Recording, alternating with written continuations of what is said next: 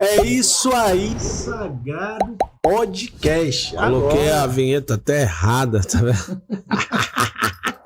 Ah, tem problema não, depois eu acerto. Mas foi empolgação. É isso aí, Sagrado Podcast. O vinheteiro soltou a vinheta e agora a gente vai diretamente para a entrevista com a mãe Aina.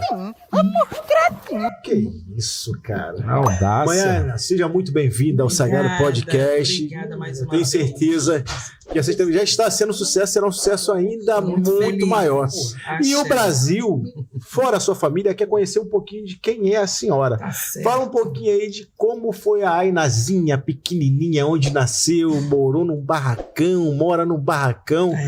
Fala um pouquinho da sua vida, mamãe. Eu nasci em Campo Grande, né, no Rio da Prata de Campo Grande.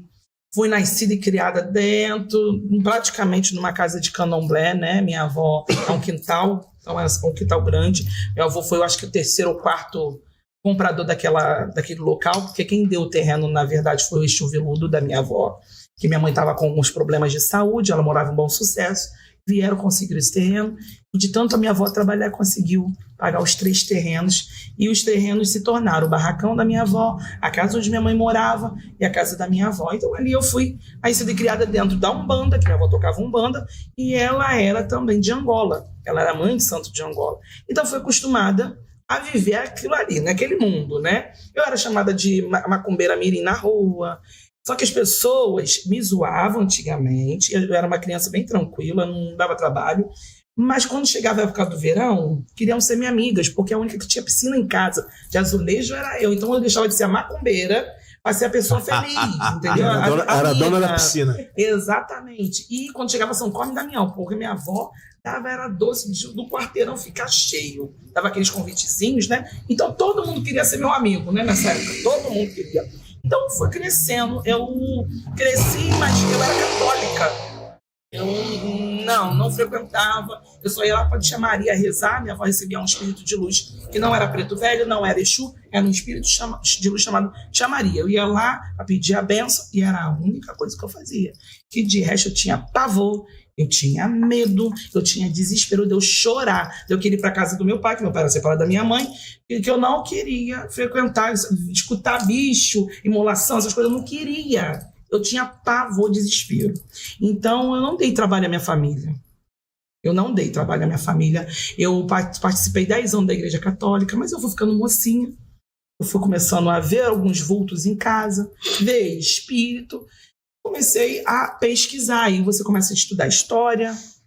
A minha família, quando eu tinha 14 anos, na época, né, quando eu era pequena, eu tinha uma tia-avó, tia-avó assim, né, minha avó era uma amiga da família. Ela nasceu 3 meses depois que teve a abolição da escravatura. Quando eu tinha 14 anos, ela morreu com 114 anos. Caramba. Então, é Tia Cota o nome dela. Então, eu fui estudar a história, né, eu fui aprofundar. Eu falei, gente, o que eu estou fazendo aqui na Igreja Católica? A minha família toda, não, também não é isso que eu quero, não, mas também não quero ir pra macumba, não. Eu ficava assim, não quero, não, porque tal da macumba, não quero. A minha irmã botava saia, a minha irmã rezava, pequenininha, rezava aquela reza imensa de Angola, aquela coisa toda, eu não queria. Aí, vamos namoradinho, vamos pra Igreja Batista. Fui pra Igreja Batista. Aí virou crente. Não, eu fui pra, né, passar um tempo ali. E aí eu falei, gente, não é isso aqui, tá aqui não. Aí eu engravidei desse menino. Quando eu engravidei, eu fui para o kardecismo. Ali eu fiquei 5 anos. Muito bem, estudei, fiz, aconteci, mas eu falei, teve algumas coisas no kardecismo que eu não gostei. Não me apeteceu. Falei, sabe de uma coisa?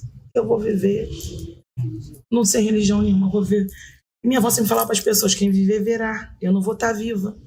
Você vai ser mais macumbeira que todo mundo junto. A minha avó era mãe de santo, a minha mãe é Equete. O meu pai não era do santo, a minha irmã é feita no santo, os meus sobrinhos são feitos no santo, ou seja, qual é a probabilidade de eu não ser do santo? Nenhuma. Entendeu? Então, assim, eu não dei trabalho nem de passar mal com santo, nada disso. A espiritualidade até foi benevolente comigo, respeitou, e eu acho que a minha avó, a minha família também me respeitou muito. Eu via a minha casa lotada, cheia. Minha avó trabalhava no Rocha Faria, fazia plantão. Chegava lá em casa, tinha uns bancos azuis. Era um monte de gente para minha avó jogar. Era sacudimento, era ebó, não sei o quê. Porque o ebó de Angola é aqueles ebós grandes, né? Era prato que não acabava mais, e até o portão se duvidasse. Hoje eu entendo. Meu Deus, mas que tanta essa de comida. Mas sim, eu sempre gostei muito de estar com a minha avó de uma vidência absurda, de uma senhora de uma generosidade amável, não teve um que não gostasse da minha avó, uma pessoa acolhedora, uma mãe de santo, uma zeladora, sabe aquela pessoa de sentar com você, não te humilhar, não te rebaixar, tem a hierarquia, mas aquela pessoa que acolhia era ela. Não foi vovó que fez seu santo, né? Não foi. E com isso, quando eu saí do kardecismo, fiquei 2 anos a Deus dará no mundo, comecei com 32 anos a passar mal, não sabia por quê. Estava passando mal, no aniversário eu tomei uma bebida, eu não sou de beber, mas é uma bebida que eu sempre tomei, que eu sempre gostei de quente. Eu apaguei no parabéns, até todo mundo embora, eu não sabia mais o que era eu. De toda a vida veio lá e... Sabe, deu aquele apagão. No dia seguinte, eu ligando para todo mundo. Olha, esqueci de mandar um pedaço de bolo. Você foi até o portão, você me deu beijo, você mandou beijo para minha mãe. Como que isso? Eu não tô... E assim, esse ano foi muito conturbado. Muito conturbado. Já não era mais a Aina. Isso aí. Aí eu fui numa... Tinha alguém na linha. Pois é, o padrinho desse menino me chamou para uma festa evangélica. Acho que foi tanta unção, tanta oração que teve na festa. Eu cheguei em casa, tomei refrigerante naquele dia, dormi e acordei incorporada. Eu dormi sonhando que eu estava num terreiro incorporando, minha avó já não tinha mais barracão, e eu vim pra cá incorporado, esse menino com 5 anos gritando, desesperado. Corre que minha mãe tá com uma pombagira. Ele nem sabia o que era. Corre, de madrugada. Mas ele acertou? Não, porque foi com a boca. Corre que eu não sei, porque ele ia muito pra gira de pombagira com a outra avó dele. E aí a minha avó veio aquela confusão toda, a minha avó falou, batendo na minha coisas e falou, não tem mais pra onde correr. Chegou a sua hora. Eu falei, como é que é isso? Pode procurar a tua gira. Mas nesse meio tempo, essa foi muito Essa avó é a mesma que era zeladora de santo? Essa é a mesma. Ela viu eu fazia minha camarinha na Umbanda, viu, até essa parte ela chegou a ver. E ela falou, minha filha, não tem pra onde correr, a fruta não cai longe do pé. A gente deixou você ir. Ancestralidade. A gente deixou você ir. Só que você teve que pagar pra ver, né? Que bom que pelo menos foi um sonho, foi na vidência, assim, de você descobrir, não foi numa saúde, não foi num problema maior na sua vida. Então, quem te trouxe pra dentro do tambor foi a Cabocla. Qual é o nome da personagem? Jurema. Cabocla Jurema. Foi a primeira, que aí depois abriu um chuveiro, parecia que estava tudo na fila, saiu descendo todo mundo. Eu falei, gente, o que é isso que tá acontecendo? Parecia que tava todo mundo só esperando. Sabe aquela portinha abrir e foi descendo todo mundo? Foi o que aconteceu comigo. Então, assim, aí a Umbanda me chamou desse jeito. E aí eu fui pro Éden, achar um barracão no Éden, lá em Vila Norma, onde eu estou até hoje. Foi ali pertinho? Perto de Campo Grande, né? No Recanto do Sagrado. Paulo César de Xangô, ele toca Umbanda. Lá é o Molocô, mas ele também é do Candomblé, do Apofonjá. E ali eu tô com ele há 9 anos. Na verdade, eu tenho 2 pais de santos que mesmo eu me iniciando no Candomblé, não abri mão do meu pai de santo de Umbanda. Porque eu não cheguei no Candomblé, não foi por problema de dinheiro, não foi por problema nenhum. Foi assim, nenhum não. Mas não foi que a minha vida estava acabada. Não. Também não foi por eu querer, não, tá? Assim, minha avó faleceu em 2019. E aí, coisa recente. Vovó foi agora há pouco tempo. Foi. 2019. Vovó viu o Bolsonaro, não? Chegou a ver. Eu acho que sim, chegou a ver, né? Tadinha. Não, acho que não. Não entendi a pergunta. Acho que não, né? Não entendi a pergunta. Não, chegou sim. Não entendi, não. Na época da pandemia, chegou sim. Não entendi, não. Ela foi... muito. E eu vi, né? Previ o falecimento dela, previ, assim, nas cartas, né? Uma coisa, assim, muito assustadora. Acontece isso muito comigo. E ela faleceu no ano seguinte, orixá, no sonho, de novo. Tudo acontece comigo em sonho. Orixá em sonho, ele veio, eu não entendi o que era, porque eu conhecia orixá, que às vezes eu via a saída lá do orixá na casa da minha avó, que eu passava assim, e eu vi um moço negro, de branco, com uma roupa branca, com uma coroa. Eu falei, gente, que é isso? Eu toda de branco no Naini, e minha mãe é Kédia assim, eu falei, o que é isso? Acordei passando mal, parecia que eu ia desmaiar. No dia seguinte, conversei com minha mãe. Falei, mãe, tá acontecendo assim. Mãe, a forma que Xangô teve de te apresentar Falei, mas deve ser nada não, né? Ela, não, deve ser nada não. Passou. E aí começou meu desespero. Eu comecei a passar mal, eu comecei isso. E eu lembrei das últimas palavras da minha avó antes dela falecer, porque ela faleceu, ela teve um câncer. No dia, aquele câncer do estômago, né, que é bem agressivo. A gente teve que passar aquele ebó maravilhoso, que é para ir mais rápido, né? A gente faz, né, assim, com consentimento dela, lógico, evidente. Nada foi ocultado. E no dia que ela veio a falecer, ela ligou para todos nós, os netos, para os filhos, se despediu, agradeceu, falou, sou muito sortuda, muito obrigado pela vida que eu tive com vocês, mas a minha hora chegou, eu vou partir, a vovó abençoa vocês. Eu falei para ela, você leva lá, quando for lá para cima ou lá para baixo, que eu não sei para onde a senhora vai, mas eu acho que a senhora vai ficar no meio, conversa com o homem. Ela falou, já sei, você quer que eu volte ou sendo sua avó ou sou sua mãe de novo? Eu falei, isso é nosso trato, hein? E assim ela se despediu de todos nós, ligando um para um, no hospital, a gente sem poder ver, e à noite ela partiu. Só alguém com muita espiritualidade para ter um tipo de fim assim. Sim. Isso é explicado bem, se não me engano, o Kubicá que fala disso, as pessoas morrem de uma forma digna e outras sofrem para morrer. Isso mesmo. Bom, Aina, incrível a história. Incrível a história. E aí foi que eu entrei pro Candomblé. E aí, como é que foi que tu raspou essa cabeça? Então, 2020... Foi com toda certeza. Isso eu tenho certeza. 2020, minha vida deu um reboliço. E aí aconteceu pandemia. Eu comecei a passar mal e eu lembrei da palavra dela. Ela falou assim, minha avó antiga, né? Corre jogo e você vai precisar. Não vai num só, não. Comecei em jogo na pandemia. E todo mundo, você tem que fazer santo. Eu falei, o quê? Não tem não. Você tem que fazer santo. Eu falei, não, que não tem. Aí eu falei, sabe uma coisa? Acabei de correr o jogo. Eu falei, eu vou lá na casa de Babá Paulo. Babá Paulo. Ele é pai da minha sobrinha, né? Nós somos ex-cunhados. Eu falei, vou lá. Tem uma confiança muito grande nele. E quando eu contei desse sonho para ele lá atrás, ele falou assim, não é nada não, boba. Fica tranquilo. Eu falei, então tá bom. Quando eu cheguei na casa dele, ele falou para mim, fala sujeita, o que você veio buscar? E ele me ajudava muito espiritualmente. Eu falei, nada, vim para você ver o jogo. Abre esse jogo aí que eu não contei para ele. Eu falei, abre esse jogo aí. Quando ele abriu o jogo, a cadeira dele foi para frente, foi para trás, foi para um lado, ele ficou vermelho, porque ele é muito branco, né? Ficou vermelho. Ele, eu não acredito. Eu falei, o que o senhor tá vendo aí? Ele, eu não acredito. Eu falei, o que o senhor tá vendo? Ele, você tem que fazer santo. Eu falei, pois é. Eu vim te pedir ajuda. Ele quer ajuda. Vamos começar no pé do santinho para esperar acabar a pandemia? E não. Ele, não, você tem um mês só para fazer santo. Eu falei, como é que é? Ele, um mês só você tem que fazer santo.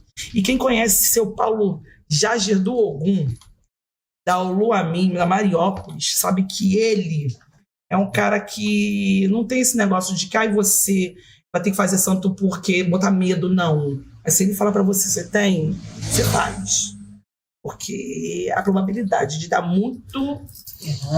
Oh, meu Deus do céu. E eu corri atrás. Ou seja, é uma pessoa que sabe o que está fazendo, o que está falando. Literalmente. E aí eu falei, tá bom.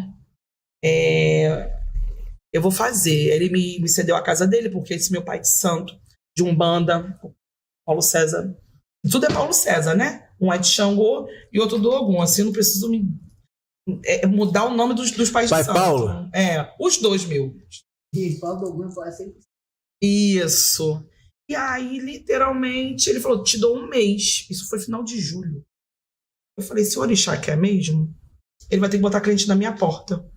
Que eu não vou fazer santo devendo nada. Gente, eu falo pra todo mundo, é mágico. Apareceu tanta gente na minha porta pra jogar carta, era tanta gente. Maria Mulambo trabalhou, era tanta gente que um mês eu consegui tudo. Eu atendia uma diretora de uma escola. No dia que a minha lista chegou, que esse menino foi me entregar a lista de compras, essas coisas todas, essa diretora estava sentada na mesa jogando comigo. Ela, o que é isso? Eu falei, minha lista de compra eu tenho que fazer santo. Eu tô correndo risco de vida.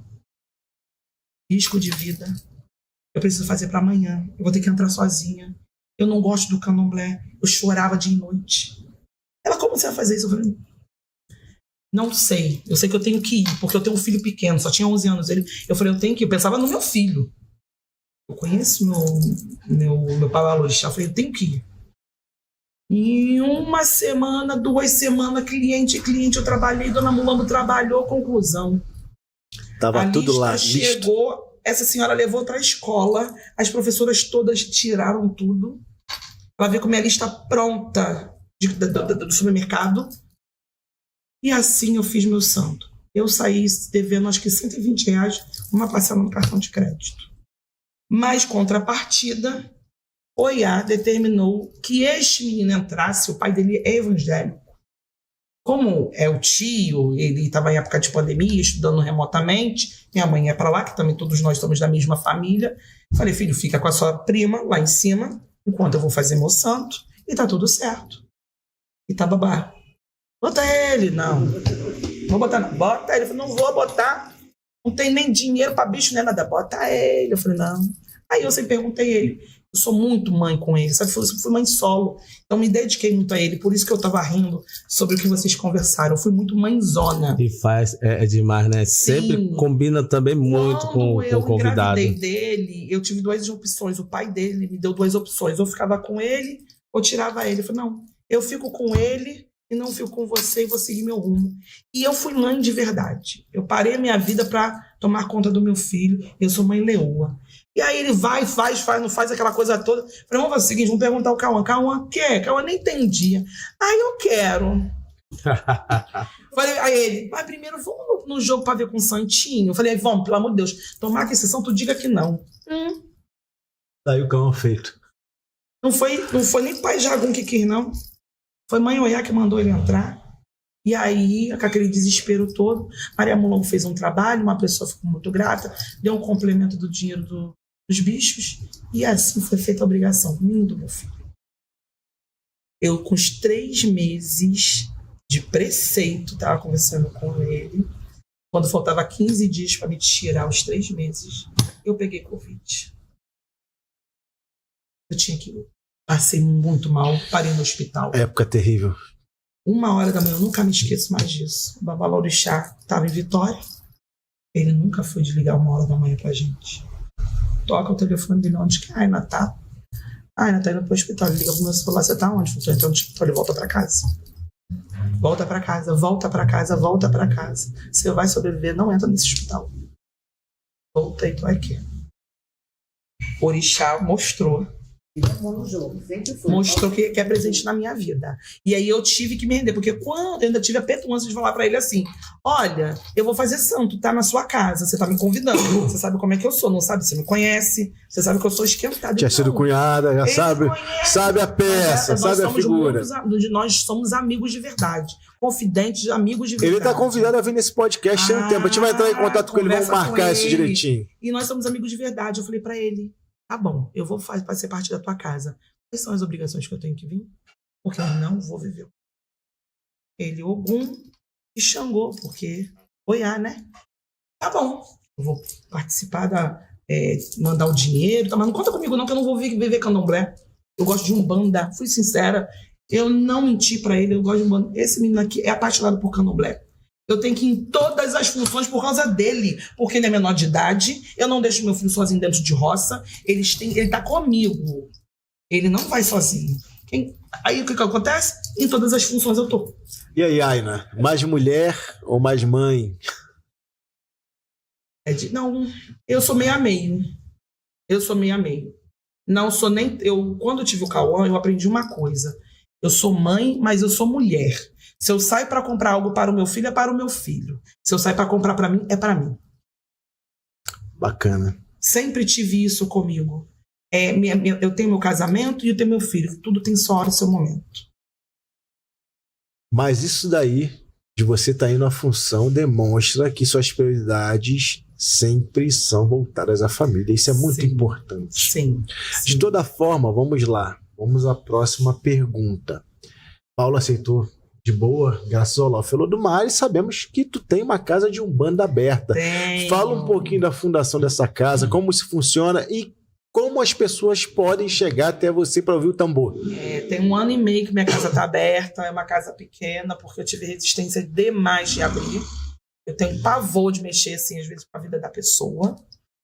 porque a vida do ser humano é muito delicada, as pessoas estão muito fragilizadas, então você abrir um terreiro de Umbanda, você tentar curar as pessoas espiritualmente, psicologicamente. Então, minha casa de Umbanda hoje está situada, neste momento, na Caxamurra, em Campo Grande. Oi? Então, automaticamente, eu estou numa casa que não é a minha casa, porque eu vou voltar para minha casa lá no Rio da Prata. Então, lá está temporariamente o meu terreiro. Quem abriu foi a Preta Velha, porque eu não queria. E ela desceu um dia e falou, está inaugurada essa casa. Assim, simplesmente.